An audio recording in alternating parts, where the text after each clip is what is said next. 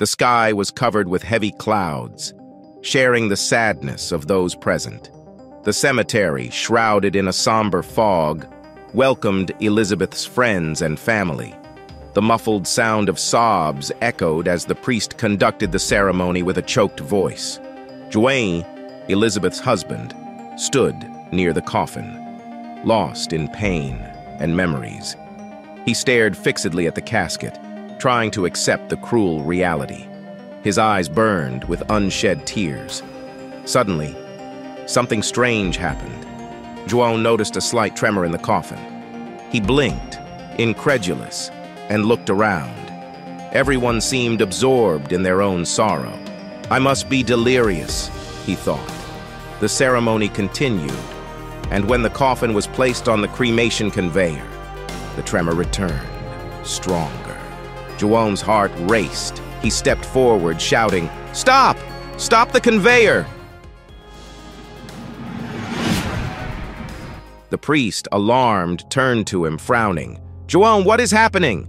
"The coffin, it's trembling. We need to open it." The urgency in Juan's voice made everyone around freeze, exchanging worried looks. The crematorium staff stopped the conveyor, hesitant. The murmuring of the attendees grew, a wave of fear and curiosity spreading among them. Juan approached the priest, his face pale and hands trembling. "Please, Father, we need to see what's happening." The priest nodded slowly, trying to stay calm. "Everyone, please remain calm. Let's do this respectfully." Juan looked at the coffin, his mind flooded with a whirlwind of emotions. "Elizabeth, what's happening?" he murmured, more to himself than to anyone else. The mourners formed a circle around the coffin, waiting with bated breath as Juan and the priest prepared to open the lid. Each second felt like an eternity, charged with almost palpable tension. Juan could hear the sound of his own heart pounding wildly, a dull thud echoing in his ears. With trembling hands, Juan and the priest began to lift the coffin lid, slowly revealing what was inside. The anticipation in the air was overwhelming, every gaze fixed on the unfolding scene. What could be causing that tremor? The answer was about to be revealed, and with it, a mystery that no one could have anticipated. Juan stood motionless, his trembling hands holding the half-open coffin lid. Elizabeth's serene face contradicted the chaos he felt. The scratch marks on her skin told a different story. "Elizabeth, what happened to you?" he whispered, feeling the tears flow. The priest murmured a prayer, trying to cope with the inexplicable. "Juan, we need to close the coffin," said the priest, but Juan couldn't move. He looked at Elizabeth, remembering her vibrant smile and their plans for the future. "I can't, Father," he replied, his voice breaking with sobs. "Something is wrong. I need to know what's happening." The priest nodded slowly, understanding Juan's anguish. "Then let's take a closer look," he said, trying to sound confident. "Let's see if we find any explanation." The two men leaned over the coffin, carefully examining every detail. Juan felt a wave of nausea as he saw the small scratches up close. "Why is she like this? What could have caused this?" The priest shook his head, as perplexed as Juan. "I don't know, my son, but we need to stay calm and try to understand." The crowd around them grew increasingly restless. The murmurs grew louder, mixed with whispers of fear and speculation. The tension was palpable, as if the very air was charged with electricity. Juan felt a hand on his shoulder. It was his sister, Maria, as pale as he was. "Juan, what's happening? Why is the coffin trembling? This is a nightmare." He looked into her eyes, seeing his own fear reflected in them. "I don't know, Maria, but I'll find out. I need to know the truth." With a determined gesture, Juan began to lift the coffin lid further, revealing more of the interior. The priest helped, although his expression was full of apprehension. Finally, the lid was completely removed, revealing Elizabeth's body in its entirety. Juan felt his heart tighten. The sight of the scratches was disturbing, But there was nothing else to explain the coffin's tremor. He looked around, searching for any clue that might make sense. It was then that he noticed something. There was a slight movement under the coffin lining, something writhing lightly. "Father, look!" he exclaimed, pointing to the spot. The priest leaned in, eyes wide with surprise. "What is that?" Carefully, Joan pulled back the fabric, revealing a frightened squirrel. The small creature was visibly distressed, looking around frantically. "A squirrel? How did it get in here?" Maria asked, incredulous. Joan let out a shaky sigh. "That explains the tremors. But how could a squirrel end up in Elizabeth's coffin?" The priest, still recovering from the shock, murmured, "God truly works in mysterious ways. Maybe this is a sign, Joan." Joan held the squirrel carefully, feeling the tiny creature tremble in his hands. He looked at Elizabeth's face once more, tears falling freely now. Elizabeth loved these little creatures. Maybe this is a reminder of the love she had for life. The crowd around began to calm down, the tension giving way to a silent curiosity. The strange discovery brought a new perspective to everyone, a mix of relief and wonder. Joan knew there were more questions than answers, but at that moment, holding the squirrel, he felt a connection with Elizabeth that transcended death. He was determined to find out what else the day had in store, but for now, he knew he needed to protect that little life, a final act of love, in honor of the woman he would always love. And so, with the squirrel safe in his hands, Joan began to take the first steps on a new journey, seeking to understand the mysteries that fate had placed in his path. The silence in the cemetery was almost palpable, broken only by the soft sound of the wind among the trees and the apprehensive whispers of the attendees. Joan, still holding the squirrel, looked at the priest and then at the mourners around him. The discovery of the small animal had momentarily calmed the tension, but the marks on Elizabeth's body remained a disturbing mystery. These marks, they don't make sense. Elizabeth died in a car accident, but this looks like something else, Joan said. The priest shook his head. "Let's stay calm, Joan. We need to understand what's happening." He turned to the attendees with a firm voice.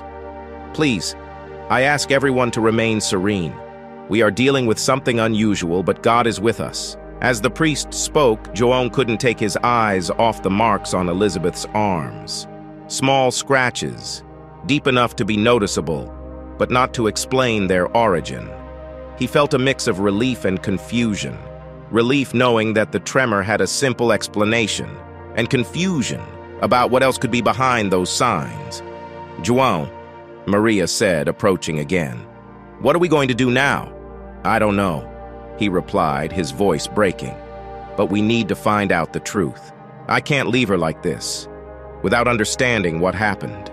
The priest gestured to the crematorium staff, indicating they could continue with the ceremony, but with renewed caution.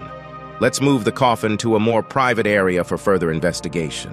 Please, everyone, proceed to the condolence room while we handle this." The mourners began to disperse, many still casting curious and apprehensive looks in the direction of the coffin. Joan, the priest, and Maria remained by the coffin, their hearts heavy with the uncertainty of the moment. Carefully, the staff moved the coffin to a private room within the crematorium. Joan, holding the squirrel with one hand and the other resting on Maria's shoulder, followed with heavy steps. The room, small and dimly lit by a soft light, seemed a temporary refuge from the storm of emotions outside. When the coffin was placed on the floor, Joan looked at the priest. "We need to examine everything, Father. I can't rest without knowing." The priest nodded, his expression serious. "Let's do it together, Joan." They began to inspect the coffin meticulously, looking for any clue that might explain the scratches. Joan, with a heavy heart, examined the velvet lining, the wooden edges, the hinges, every detail that could offer an answer. Then he noticed something else. There was a small opening at the bottom of the coffin, almost imperceptible, but enough to allow the entry of a small animal like a squirrel. "Here," he said, pointing. "This is where it must have entered." The priest leaned in to look closer. "That makes sense. But, what about the scratches on Elizabeth's body? Could the squirrel have done that?" João shook his head, his mind spinning. "I don't know. But if the squirrel got in here, maybe it got trapped and tried to escape, causing these scratches." Maria, observing the two men, spoke in a low voice. "But why would the squirrel be here in the first place? It seems so unlikely." João sighed deeply, looking at the squirrel in his hands. Elizabeth loved animals. She always cared for them, even the smallest and most defenseless. Maybe this is more than a coincidence. Maybe it's a sign that she is still with us, somehow. The priest placed a hand on João's shoulder. "Faith tells us there is more between heaven and earth than we can comprehend. Maybe we are witnessing something that transcends our understanding. Elizabeth's love for animals may have brought this little being here." João felt a wave of emotion wash over him. "Father, if that's so, then what should we do now?" The priest smiled gently. "We should honor Elizabeth's memory and care for this little being as she would. And João, we should seek peace in the memories and the legacy she left." With those words, João felt a strange comfort. The mystery of the scratches still disturbed him, but there was a new sense of purpose in his heart. He knew that somehow Elizabeth was still present, guiding and caring for him through that small squirrel. As they prepared to close the coffin and continue with the ceremony, João looked at the squirrel and murmured, "I will take care of you, as Elizabeth would, and through you, she will live." The tension in the room softened, replaced by a quiet calm. João, the priest, and Maria exchanged glances, feeling that, despite the mystery not yet fully resolved, they had taken an important step toward finding peace and honoring Elizabeth's memory. The crematorium was immersed in reverent silence, broken only by the soft murmurs of the staff awaiting instructions. João, still holding the squirrel, felt a mix of relief and confusion. The priest's words echoed in his mind, offering some comfort, but the questions remained unanswered.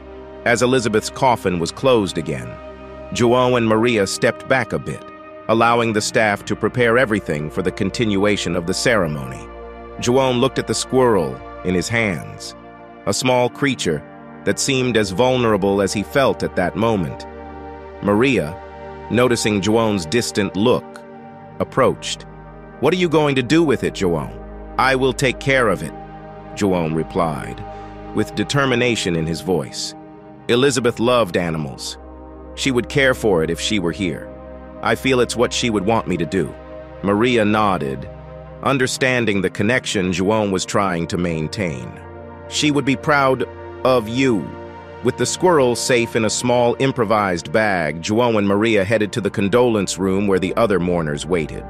The air was charged with a curious tension, everyone eager to understand what had happened. The priest, entering the room, raised his hand to call everyone's attention. "Dear ones, we thank you for your patience and understanding.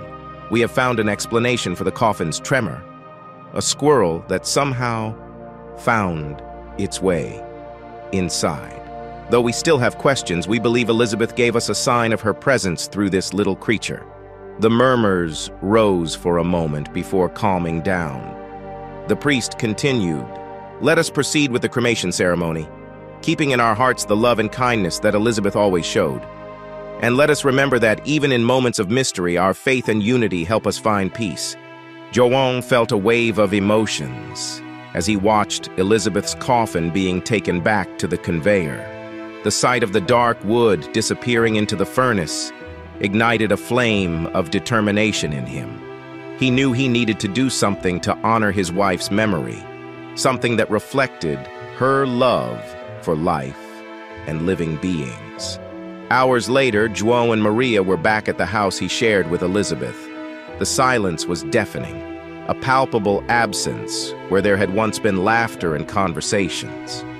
João looked at the squirrel, now settled in a small, improvised box with some bits of food and water. Elizabeth always said, "Every life is precious," he murmured to himself. "I will take care of you, little one, and through this, I will honor her memory."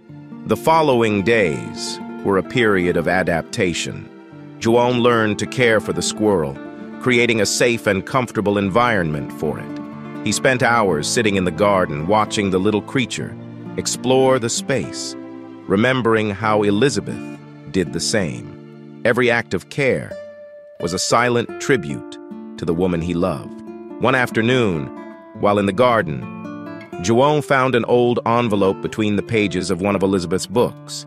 Curious, he opened it and found a letter written by her. His hands trembled as he read the words, "My dear João, if you are reading this, it means I am no longer with you. There are things I never had the courage to tell you, secrets I kept to protect you. I always believed that love transcends time and space, and I hope these words bring comfort to your heart. In my moments of silence, I found peace in the company of animals, especially the small creatures many ignore. They taught me about resilience and simplicity. I want you to continue caring for them as I would, and to find the same peace in them that I found. With all my love, Elizabeth." João felt the tears run down his face, but this time, there was a comforting warmth amid the pain. He looked at the squirrel, now watching him intently, and smiled. "You and I, little one, we will take care of each other, and we will keep Elizabeth's legacy alive." João's determination grew. He knew there was something deeper behind the squirrel's presence, a purpose that Elizabeth had planted in his heart.